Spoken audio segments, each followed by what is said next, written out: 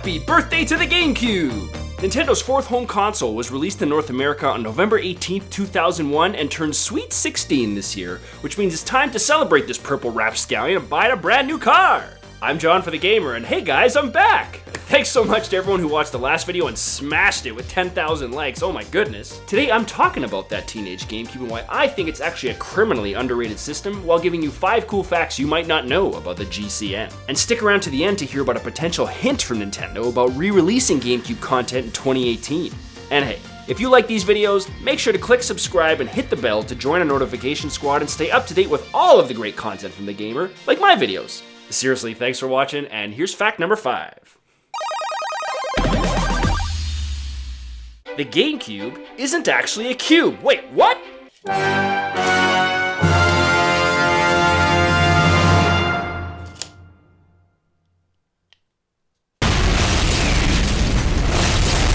Despite the name implying a perfect cube shape, the GameCube's dimensions aren't actually uniform for height, width, and length. But do you know why the GameCube was built in its cube shape? As the blog GameCube Junkyard explains, the small shape was Nintendo's effort to have the system be as small as possible to reduce the cost to the player who would be buying it. Thanks, Nintendo! Secret system sounds. The GameCube had a lot of firsts for Nintendo. It was the first system to use disc-based media, it had the first official wireless controllers, and it was the first system that started with its own internal system menu.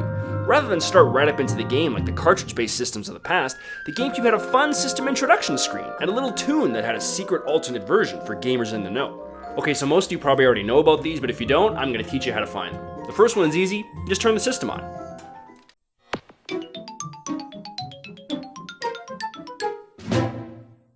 For the second one, hold the Z button, this purple button on controller 1, and then turn the system on.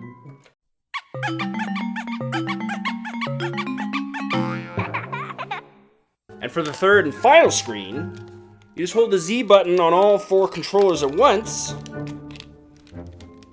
Somehow.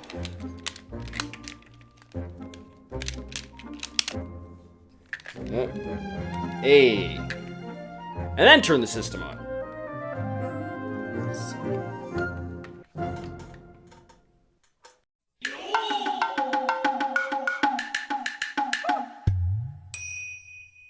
The future of gaming was GameCube. The GameCube also represented a major leap forward technology for Nintendo. I mentioned the mini-disc media and the wireless controllers, but did you know that the GameCube was actually being prototyped for a lot of cool innovations that would eventually make their way onto future Nintendo systems?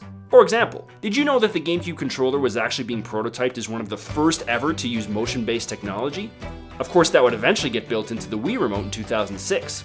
And the GameCube graphics engine was also tested as one of the first to project 3D imagery, which was actually possible with a specialized LCD screen before eventually going mainstream with the 3DS 9 years later in 2011.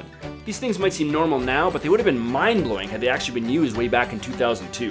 For the millions of people who bought a Wii or a 3DS, you can thank the GameCube for forging the path into the future. Best controller ever?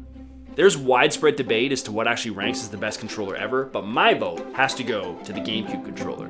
Its unique form factor and button layout makes it comfortable in hands of any size, and despite how it looks, once you pick it up, you'll realize how it was designed with the player's natural hand movements in mind. The controller was so good that Nintendo left ports in the Wii to allow GameCube controllers for its backwards game compatibility, and then even re-released the GameCube controller and a special GameCube adapter in 2016 for the Wii U, all so people could use it exclusively for the new release of Super Smash Bros. Now, whether you believe it's the best controller or not, Nintendo clearly believes it, as they've used it across 3 generations now. And here's breaking news for the gamer: the GameCube controller is actually coming back. Just over a month ago, gamers discovered that Nintendo has secretly added compatibility for the GameCube controller adapter with the recent update on the Nintendo Switch, which, oh my god, could be paving the way for GameCube games on the Virtual Console. That means we get to play Melee and Wind Waker and Animal Crossing and Metroid Prime, and it's gonna be amazing! And before we get to my last point, I just want to say thanks again to all of you watching. If you like this video, click like. It would mean a lot to me, and I know you guys will because you did last time and you're also awesome. Let's get right back to it. Here is the #1 fact about the GameCube you might not know and why it's amazing. The GameCube was for the fans. Now, as a Nintendo fan myself, I'll be the first to admit, the GameCube had a rough start. The launch titles were not good, third-party support wasn't very strong, and unfortunately it showed in sales, as Nintendo only sold 22 million GameCubes to the 24 million of the Xbox and 155 million of the PlayStation 2. But while most of us were probably awkward during our teenage years, yours truly included, I would argue actually that the GameCube has aged beautifully. The GameCube grew to include an epic library of games and represents Nintendo's first leap into the modern era, while solidifying their reputation as a company that focuses on gamers first. This philosophy was made clear in their pricing model, where rather than price the same as their competitors, Nintendo reduced the price of the GameCube by over $100 to $199.99, as Nintendo president Hiroshi Yamauchi believed that people do not play with the game machine itself. They play with the software, and they're forced to purchase a game machine in order to use the software. Therefore, the price of the machine should be as cheap as possible. This approach allowed Nintendo to take chances with the GameCube as they tried to bring their classic titles to a modern audience.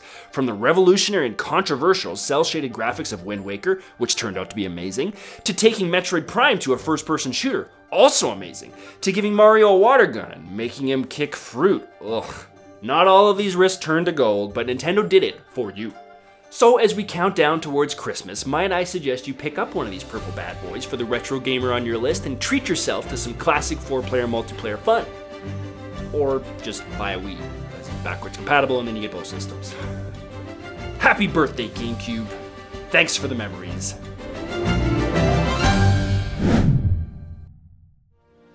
Hey, you made it to the end of the video. Thanks so much. Another fun fact about me. One year for Christmas, I actually bought my little brother a GameCube, but then I put both of our names on the gift so that way I could play with it too.